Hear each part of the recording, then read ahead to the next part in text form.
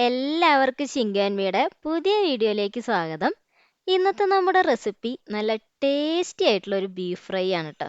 അപ്പോൾ ഇതിൻ്റെ പ്രത്യേകത എന്ന് പറഞ്ഞാൽ നമ്മൾ സാധാരണ ബീഫ് ഫ്രൈ തയ്യാറാക്കുന്നതിൽ നിന്നും വ്യത്യസ്തമായിട്ടുള്ള ഒരു രീതിയിലാണ് ഇത് തയ്യാറാക്കി എടുത്തിട്ടുള്ളത് കേട്ടോ.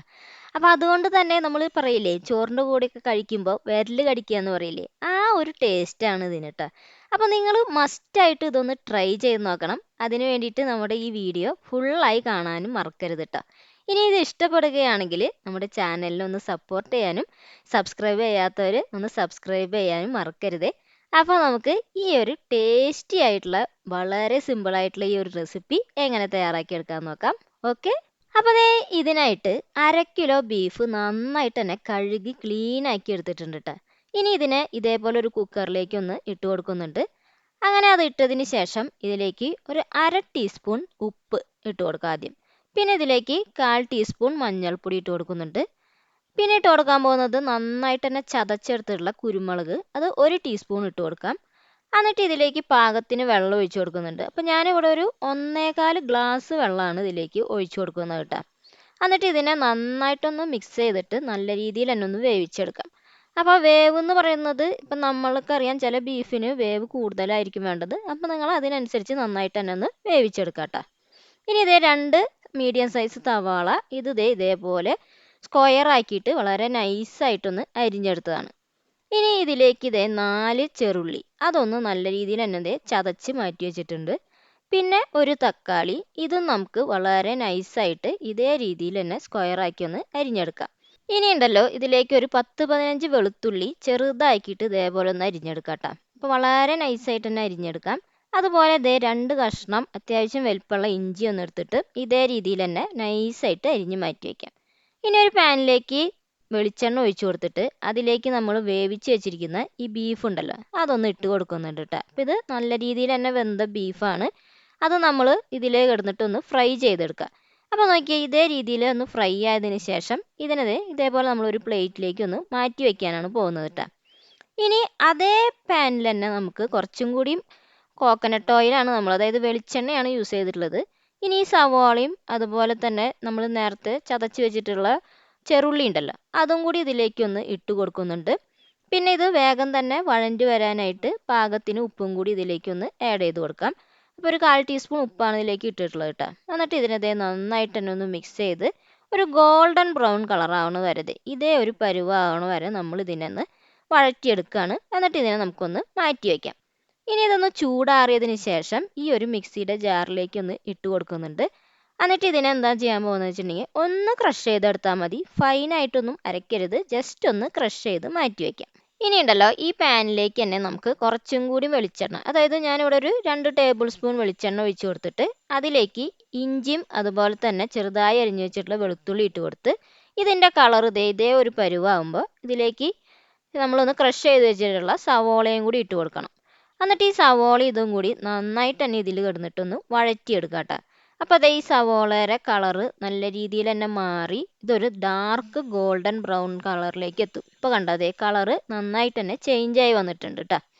അങ്ങനെ ചേഞ്ചായി വരുന്ന സമയത്ത് ഇതിലേക്ക് നമുക്ക് അരിഞ്ഞു വെച്ചിട്ടുള്ള തക്കാളിയും കൂടി ഇട്ട് കൊടുത്തിട്ട് ഈ തക്കാളിയും കൂടി ഇതിൽ കിടന്ന് നന്നായിട്ട് തന്നെ ഒന്ന് വഴറ്റിയെടുക്കണം. അങ്ങനെ തക്കാളിയും അത്യാവശ്യം നല്ല രീതിയിൽ തന്നെ അതിൽ കിടന്ന് വഴണ്ടി വന്നതിന് ശേഷമാണ് ഇതിലേക്ക് കുറച്ച് കറിവേപ്പില ഇട്ട് കൊടുക്കാം. അപ്പോൾ ഒരു 2-3 തണ്ട് കറിവേപ്പില ഇതിലേക്ക് ഒന്ന് ഇട്ട് കൊടുക്കുന്നുണ്ട്. അതും കൂടി ഇട്ട് നന്നായിട്ട് തന്നെ ഒന്ന് മിക്സ് ചെയ്തിട്ട് കുറച്ച് മഞ്ഞൾപ്പൊടി ഇട്ട് കൊടുക്കാം. പിന്നെ ഇതിലേക്ക് ഇട്ട് കൊടുക്കുന്നത് മീറ്റ് മസാലയാണ്. അപ്പോൾ നമുക്കൊരു 2 ടീസ്പൂൺ മീറ്റ് മസാല ഇട്ട് കൊടുക്കുന്നുണ്ട് കേട്ടോ. പിന്നെ കുറച്ച് നാരങ്ങ നീര്, ഒരു പകുതി നാരങ്ങയുടെ കുറച്ച് നീര് ഇട്ടാൽ മതി, ഫുള്ളായിട്ടൊന്നും ഒഴിച്ചു കൊടുക്കണ്ട. പിന്നെ അതിൻ്റെ കുരുവൊക്കെ ഒന്ന് ഉണ്ടെങ്കിൽ അതൊക്കെ ഒന്ന് മാറ്റിയിട്ട് ഇതിനകത്ത് നന്നായിട്ട് തന്നെ ഒന്ന് മിക്സ് ചെയ്തെടുക്കാം. അപ്പോൾ ഇതിൻ്റെ പച്ചമണമൊക്കെ മാറത്തക്ക രീതിയിൽ നല്ല രീതിയിൽ തന്നെ ഒന്ന് മിക്സ് ചെയ്തെടുക്കാം. പിന്നെ നമ്മളിതിൽ മല്ലിപ്പൊടി ഒന്നും ചേർക്കുന്നില്ല, മസാലയാണ് മെയിനായിട്ട് ചേർത്തുള്ളത്. ഇനി ഇതിലേക്ക് നല്ല കട്ടിയുള്ള തേങ്ങാപ്പാൽ അതൊരു 1/4 കപ്പും കൂടി ഒഴിച്ചു കൊടുക്കുന്നുണ്ട്. പിന്നെ ആവശ്യത്തിനുള്ള ഉപ്പ്. അങ്ങനെ ഈ തേങ്ങാപ്പാൽ ഉപ്പൊക്കെ ഒഴിച്ചതിന് ശേഷം നന്നായിട്ട് തന്നെ വീണ്ടും ഒന്ന് മിക്സ് ചെയ്തെടുക്കുക. ഇനി ഇതിലേക്ക് ഉണ്ടല്ലോ വറ്റൽമുളകാണ് ചേർത്ത് കൊടുക്കുന്നത് കേട്ടോ. നമ്മൾ മുളക് പൊടി ആഡ് ചെയ്യുന്നില്ല, വറ്റൽമുളകാണ് ഇതിലേക്ക് ഇട്ട് കൊടുക്കുന്നത്. അപ്പോൾ ഇത് 1 ടീസ്പൂണാണ് ഞാൻ ഇട്ട് കൊടുത്തിട്ടുള്ളത്. ഇത് അത്യാവശ്യം നല്ല എരിവുള്ള വറ്റൽമുളകാണ്. ഇനി നിങ്ങൾക്ക് എരിവ് കുറവാണെങ്കിൽ 1 ടീസ്പൂൺ വേണമെങ്കിൽ എക്സ്ട്രാ ചേർത്ത് കൊടുക്കാവുന്നതാണ് കേട്ടോ. ഇനി ഇതിന് ശേഷമാണ് നമ്മൾ ഇതിലേക്ക് ഫ്രൈ ചെയ്ത് വെച്ചിട്ടുള്ള ബീഫ് ഉണ്ടല്ലോ അതും കൂടി ഒന്ന് ഇട്ട് കൊടുക്കുന്നത് കേട്ടോ. അത് ഇട്ടിട്ട് നന്നായിട്ട് തന്നെ ഇതിനെ മിക്സ് ചെയ്യാം. അപ്പോൾ എല്ലാ ഇൻഗ്രീഡിയൻസും ആ ബീഫിലേക്ക് പിടിക്കത്തക്ക രീതിയിലൊന്ന് മിക്സ് ചെയ്ത് കൊടുക്കാം. മാത്രമല്ല ഇതിലേക്ക് നമ്മൾ വേവിച്ച് വെച്ചിട്ടുള്ള ബീഫിൻ്റെ സ്റ്റോക്ക് ഉണ്ടല്ലോ അതൊരു 1/4 കപ്പ് ഇതിലേക്ക് ഒന്ന് ഒഴിച്ചു കൊടുക്കുന്നുണ്ട്. കാരണം അപ്പോഴാണ് എല്ലാ ഇൻഗ്രീഡിയൻസും ബീഫിലേക്ക് പിടിക്കാൻ വേണ്ടിയിട്ടാണ് ഈ സ്റ്റോക്ക് ഒഴിച്ചു കൊടുക്കുന്നത് കേട്ടോ. എന്നിട്ട് ഇതിനകത്ത് നന്നായിട്ട് തന്നെ ഒന്ന് മിക്സ് ചെയ്തെടുക്കാം. അപ്പോൾ മിക്സിംഗ് എന്ന് പറയുന്നത് വളരെ പ്രധാനമാണ്. കാരണം എല്ലാ ഇൻഗ്രീഡിയൻസും ഒരേപോലെ ബീഫിലേക്കൊക്കെ പിടിച്ച് കിട്ടണമെങ്കിൽ നമ്മൾ കൈവിടാതെ തന്നെ നന്നായിട്ട് തന്നെ ഒന്ന് ഇളക്കി കൊടുക്കുകയും വേണം കേട്ടോ. അങ്ങനെ ഇത് നല്ല രീതിയിൽ തന്നെ ഇളക്കിയൊക്കെ കൊടുത്തു വരുമ്പോൾ ഇതിൻ്റെ കളറ് നല്ലപോലെ തന്നെ ചേഞ്ചായി വരും. അങ്ങനെ ഇത് നല്ല ഡാർക്കായിട്ടുള്ള കളറിലേക്ക് തന്നെ എത്തുകയും ചെയ്യും കേട്ടോ. അപ്പോൾ ഇതേപോലെ കണ്ടില്ലേ ഇതിൻ്റെ കളർ ഇങ്ങനെ നന്നായിട്ട് ചേഞ്ചായി വരും. മാത്രമല്ല ആ വെള്ളമൊക്കെ നല്ല രീതിയിൽ തന്നെ വറ്റി നല്ല ഫ്രൈ ആയിട്ട് ബീഫ് നമുക്ക് കിട്ടും കേട്ടോ. അപ്പോൾ നന്നായിട്ട് തന്നെ ഒന്ന് ഇളക്കി വെള്ളമൊക്കെ ഒന്ന് വറ്റിച്ചെടുക്കുക.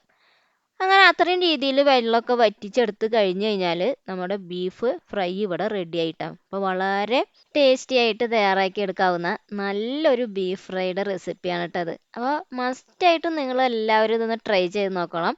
അപ്പോൾ ഇതിൻ്റെ ടേസ്റ്റ് അത്രയ്ക്കും സൂപ്പറാണ്. ഇപ്പോൾ നമ്മൾ ചപ്പാത്തിയും അതുപോലെ തന്നെ പൊറോട്ടയും ഇനി വേണ്ട ചോറിൻ്റെ കൂടെ തന്നെ കഴിക്കാൻ പറ്റുന്ന നല്ല അടിപൊളിയായിട്ടുള്ളൊരു റെസിപ്പിയാണ് കേട്ടോ. അപ്പോൾ നമ്മൾ മിക്കവാറും കേരളക്കാർക്ക് ഒരു ഞായറാഴ്ചയൊക്കെ ഉണ്ടെങ്കിൽ അത്യാവശ്യം ബീഫൊക്കെ വാങ്ങുന്നവരായിരിക്കും എല്ലാവരും. അപ്പോൾ അധികമൊന്നും വാങ്ങണ്ട, ഒരു 1/2 കിലോ വാങ്ങിയിട്ട് തയ്യാറാക്കി എടുക്കാൻ പറ്റുന്ന നല്ലൊരു റെസിപ്പിയാണ്. അപ്പോൾ എല്ലാവരും മസ്റ്റായിട്ടൊന്ന് ട്രൈ ചെയ്തിട്ട് നിങ്ങളുടെ വിലയേറിയിട്ടുള്ള അഭിപ്രായങ്ങളൊക്കെ ഒന്ന് അറിയിക്കണം.